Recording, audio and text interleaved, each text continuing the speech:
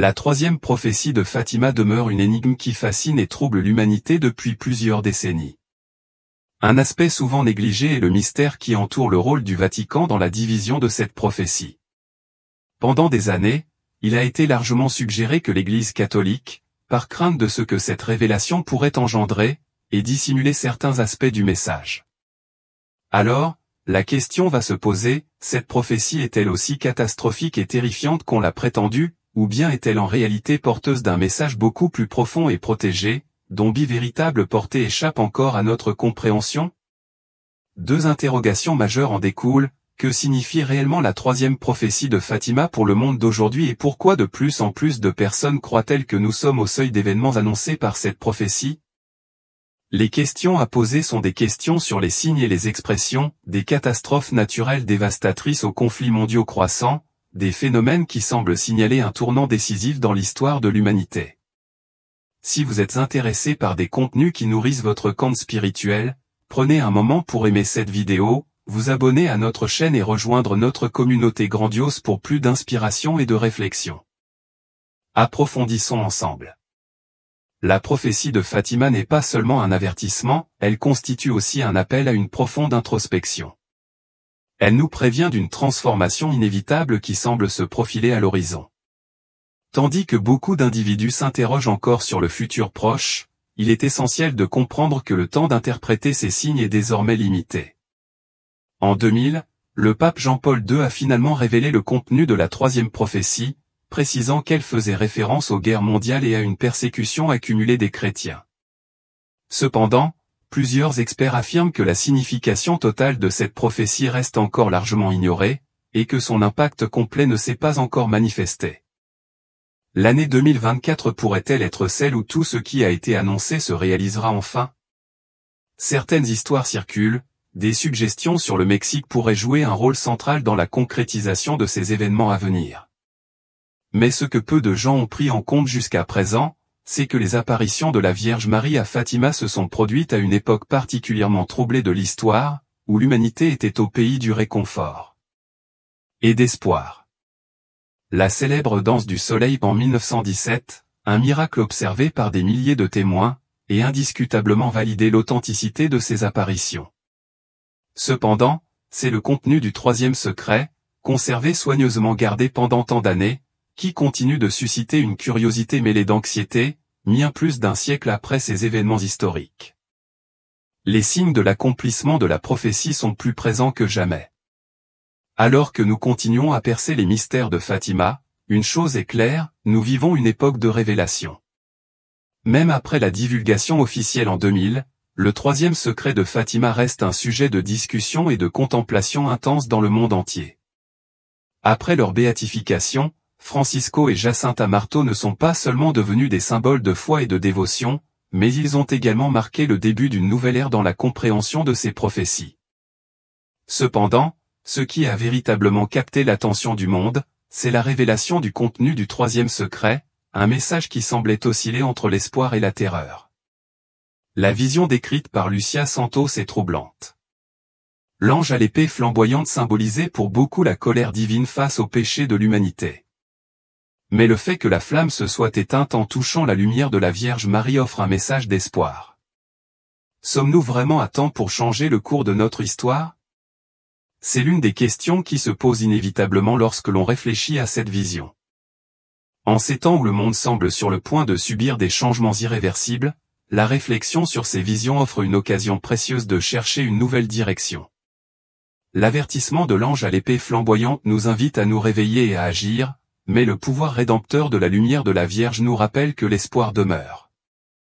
Si vous êtes déjà senti perdu, ne sachant pas comment changer le cours de votre vie, ce message pourrait vous offrir les conseils que vous recherchez. Cet exact statement propose le secret des apparitions de Jésus, un chemin vers la clarté et la paix grâce à ses révélations. Ce livre électronique examine ces prophéties et offre un aperçu de ce qui nous attend. Il est disponible gratuitement dans le commentaire épinglé. Saisissez-le maintenant avant que les éditions ne disparaissent dans la Seine. Par Luc, le Saint-Père gravissait péniblement une montagne, traversait une ville en ruine, pour ce qui semblait être un voyage de douleur et de sacrifice. Ce détail a conduit de nombreux chercheurs à interpréter la prophétie comme faisant allusion non seulement à la destruction physique, mais aussi à l'effondrement spirituel de l'humanité. La figure du pape marchant parmi les corps des morts renforce cette idée. L'humanité, dans son besoin de rédemption, est confrontée à des pertes inestimables, tant matérielles que spirituelles. Cette image de désolation, bien que symbolique, évoque également une réalité qui se reflète dans les turbulences de notre époque. Les conflits constants, les divisions sociales et la perte des valeurs morales semblent résonner avec l'avertissement de Fatima.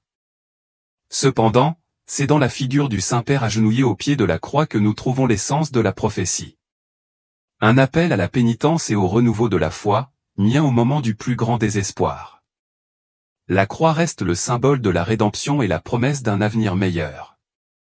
Le cri de l'ange, pénitence, n'est pas seulement un avertissement aux bergers de l'Église, mais un appel universel.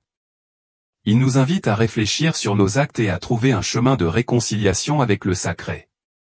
Cette prophétie, bien que présentée dans un contexte tragique, nous rappelle aussi que tout n'est pas perdu. Il est encore temps d'inverser le cours de notre histoire, à condition que l'humanité se tourne vers la foi et l'espérance. La troisième prophétie de Fatima est toujours d'actualité, en raison de son imagerie puissante et de son message urgent. Dans un monde qui semble de plus en plus divisé, son appel à l'unité spirituelle et au repentir offre un phare de lumière à ceux qui cherchent à comprendre le sens de l'époque dans laquelle nous vivons. La séquence des apparitions de Notre-Dame de Fatima a eu un impact majeur sur l'humanité et sur les 3 enfants bergers.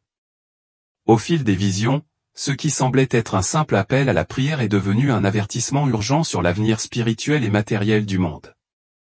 L'un des symboles les plus puissants du 3e secret est l'image des anges recueillant le sang des martyrs, soulignant l'importance du sacrifice comme moyen de rédemption. Cette image renvoie à des passages bibliques, tels qu'Apocalypse 6, 9-10, où les sons des martyrs réclament justice devant l'autel de Dieu, rappelant ainsi les souffrances que beaucoup endurent pour leur foi. Lorsque le 3e secret a finalement été révélé en 2000, on a beaucoup spéculé sur son lien possible avec la tentative d'assassinat du pape Jean-Paul II en 1981.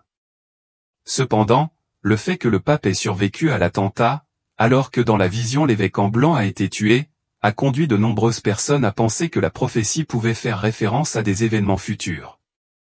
Alors que nous examinons la capacité de rédemption à la lumière de la Vierge, n'oubliez pas que vous pouvez lire l'e-book pour en savoir plus sur ce message céleste.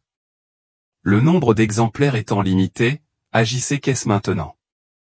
C'est le cardinal Ratzinger, qui deviendra plus tard le pape Benoît XVI, qui a précisé que cette vision n'était pas une prédiction fataliste, mais un appel à la conversion et à la prière. Il nous rappelle que l'avenir n'est pas gravé dans la pierre. Jésus lui-même a dit, « Attention et priez, de peur que vous ne tombiez en tentation » Matthieu 26, 41, soulignant l'importance d'être vigilant. Préparés spirituellement, d'autres détails troublants ont été révélés lors d'apparitions ultérieures, comme la vision de l'enfer de juillet 1917, qui a laissé une impression durable sur les enfants. Cette révélation leur a non seulement montré le danger du péché, mais aussi l'urgence de diffuser le message de la prière et de la pénitence. Même lorsqu'ils ont été emprisonnés avant la 4e apparition, leur foi n'a pas faibli. 6 jours plus tard, Marie leur est apparue à nouveau, réaffirmant sa mission divine.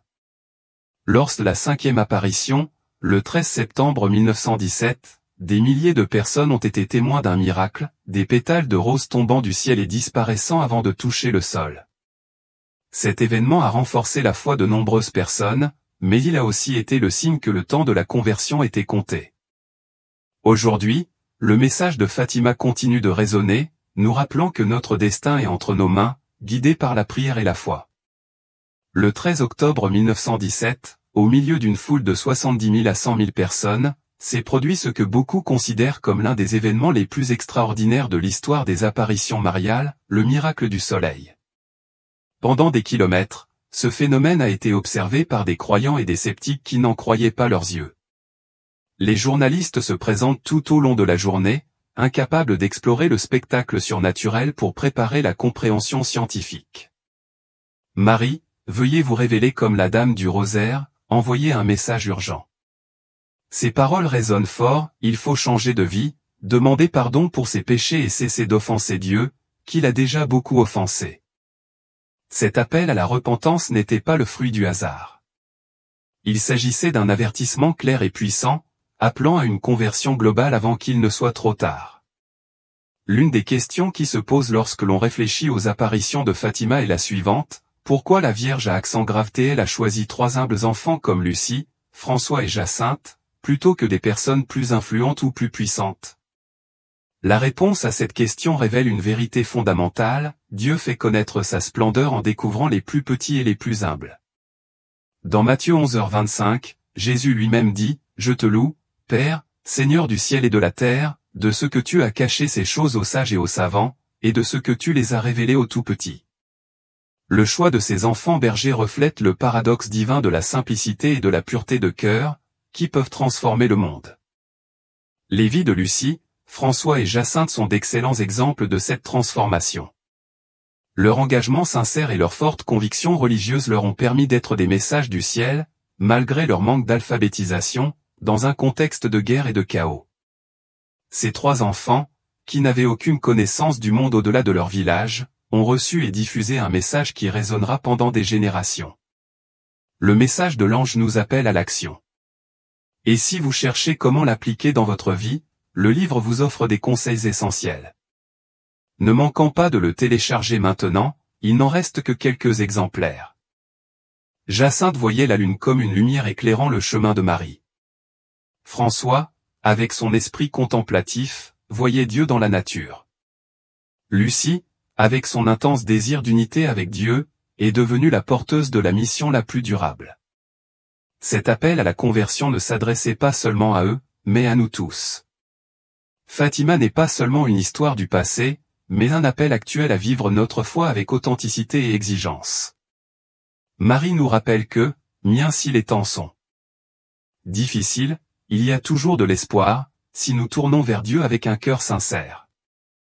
Si vous souhaitez en savoir plus sur vos petits bergers, alors vous continuerez à comprendre les gens, continuerez à toucher les gens et des millions de personnes. La vie des petits bergers de Fatima est un exemple clair de la façon dont Dieu a choisi les humbles pour accomplir de grandes missions.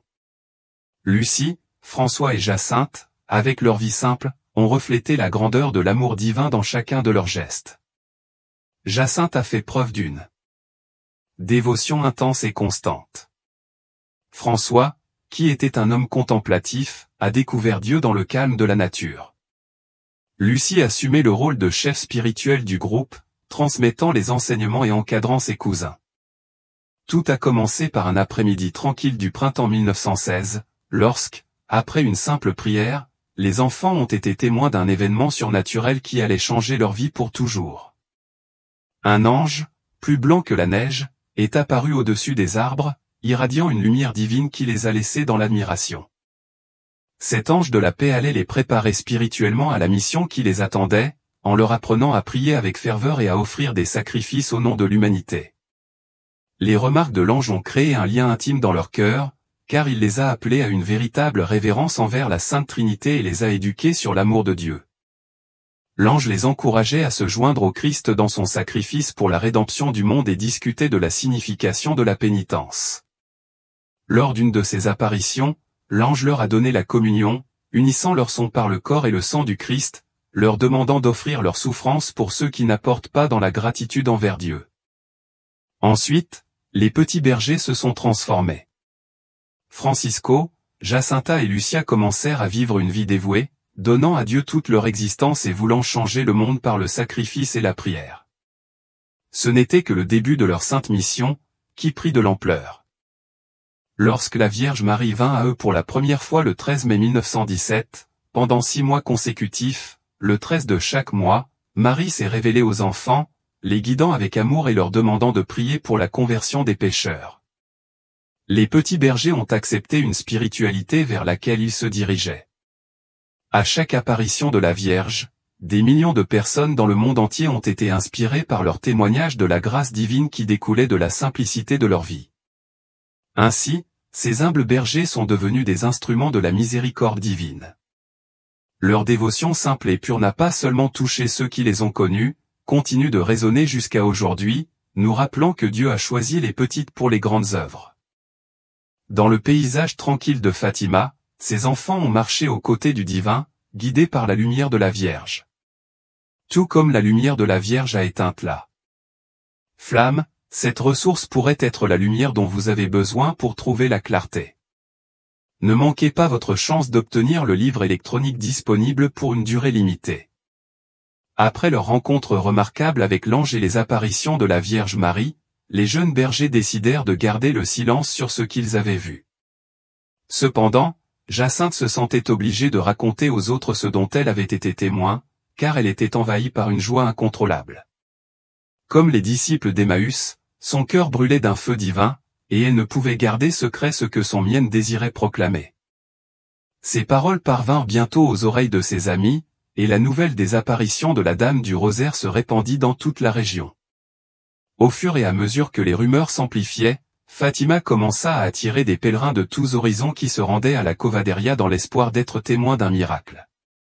Cependant, la célébrité s'accompagne d'épreuves. Les trois petits bergers, qui ne demandaient qu'à obéir à la Vierge, sont pris dans un tourbillon de scepticisme et d'opposition. Même leur propre famille, au début, était incrédule, remettant en question les histoires racontées par les enfants. La souffrance est rapidement devenue partie intégrante de leur mission. Comme le font les vrais prophètes, ils ont dû faire face à des interrogations, des doutes et des menaces constantes, tout en conservant une foi et une confiance ferme dans les promesses divines. En août 1917, la situation atteignit son paroxysme lorsque l'administrateur local, un homme ouvertement incroyant, les soumit à de fortes pressions, exigeant qu'ils révèlent le secret qui leur avait été confié. Au milieu de cette situation, ils furent emmenés dans un autre lieu et séparés de leur famille. La peur envahit l'atmosphère, mais François, avec son calme habituel, rayonnait de paix. « S'il nous tue, ce n'est pas grave, nous irons au ciel », a-t-il déclaré avec une sérénité qui a déconcerté ceux qui l'écoutaient. Ces petits bergers, malgré leur jeune âge, ont fait preuve d'une foi qui défie toute adversité. En eux brûlait une flamme intérieure, semblable au buisson ardent qui avait guidé Moïse. Jacinthe, avec son enthousiasme naturel, transformait chaque action en sacrifice d'amour. François, quant à lui, se plongeait dans la contemplation et l'adoration, cherchant toujours la proximité de Dieu. Et Lucia, infatigable dans sa mission, s'est chargée de porter le message de la Vierge au monde. Ces trois enfants, humbles aux yeux du monde, sont devenus porteurs d'une lumière divine qui a touché tous ceux qui les entouraient. Tout au long de leur existence, bien que courte, mais d'une intensité remarquable, François et Jacinthe ont porté en eux une conviction inébranlable, celle d'accomplir un dessein supérieur. Ils étaient profondément conscients que leur vie, si modeste en apparence, était consacrée à la mission sacrée de transmettre au monde le message de la miséricorde divine. Cette certitude les guidait à chaque étape, leur offrant une force intérieure à toute épreuve. Malgré les épreuves ardues et parfois insurmontables qu'ils ont rencontrées sur leur chemin, leur foi n'a jamais vacillé, leur engagement demeurant toujours aussi ferme et pur. À la fin de l'année 1918, la prophétie de Notre-Dame se réalisait, une épidémie de grippe, tragique et dévastatrice, emportait Francisco et Jacinta, les appelant à rejoindre le ciel. Comme Marie l'avait promis, ils jouiraient d'une paix éternelle, dans la présence de Dieu, à l'abri de toutes les souffrances terrestres. Leur départ vers l'au-delà marquait la fin d'une mission divine, mais leur témoignage d'amour et de foi continue de briller à travers les âges. Si ce message résonne profondément en vous, s'il touche votre cœur et suscite en vous une réflexion, n'oubliez pas de lui témoigner votre soutien à l'aimant, en vous abonnant à notre chaîne et en laissant un commentaire. De plus, si vous souhaitez réellement soutenir notre travail et nous aider à continuer à produire des contenus inspirants et pleins de sens, pensez à nous faire un super merci. Rejoignez cette belle et vibrante communauté, et restez connectés afin de ne manquer aucune de nos nouvelles publications. La vie de ces deux jeunes, bien que brève, reste un témoignage vivant de l'amour infini de Dieu, une illustration émouvante de la manière dont bien les plus petits peuvent accomplir des actes de grande portée. Notre-Dame de Fatima, dans ses apparitions, ne s'adressait pas uniquement à François et Jacinthe, mais à nous tous, nous appelant avec insistance à la prière et à la conversion. Son message reste d'actualité aujourd'hui plus que jamais, nous incitant à nourrir notre foi et à nous souvenir sans réserve à l'intercession de Marie. L'exemple de ces enfants pasteurs nous rappelle que, malgré les épreuves que nous traversons, la bonté et l'amour de Dieu sont toujours visibles et à l'œuvre, offrant une lumière d'espoir et de consolation.